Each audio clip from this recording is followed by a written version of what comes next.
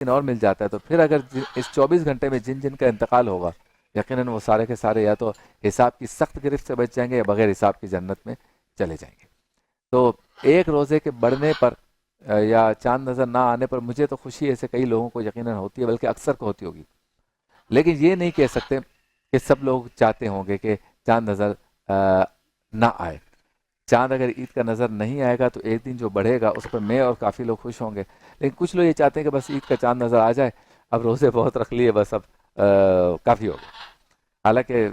میرا یہ خیال ہے کہ مومن کو تو یہ سوچنا چاہیے جیسے کہ سرکار کی حدیث کا مفہوم ہے کہ سارا سال ہی ماہ رمضان ہو، تو ایک ایک ساتھ جس کی قیمتی ہے، چاند نظر نہ آنے پر، عید کا چاند نظر نہ آنے پر اگر یہ چیزیں آگے بڑھتی ہیں تو الحمدللہ ہمیں 24 گھنٹے اور مل جاتے ہیں. اچھا، چاند پہ اختلاف کے علاوہ چاند رات کے لیے بھی ہمیں تیاری کرنی چاہیے، اور چاند رات کی تیاری جیسے میں نے کل بتایا کہ یہ لیلۃ الجائزہ ہے، اس میں ہم نے مغفرت طلب کرنی ہے، رحمتیں طلب کرنی ہے، استغفار کرنا ہے، اور پھر آپ اپنی عید کی تیاری، صبح عید کی نماز کی تیاری اور باقی سب چیزیں کر سکتے ہیں.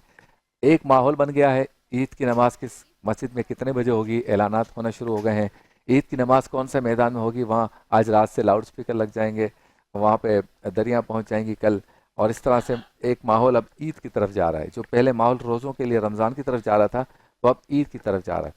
تو یہ بھی ایک خوشی کا دن ہے. کسی نے نہیں کہا کہ آپ مغموم ہوں،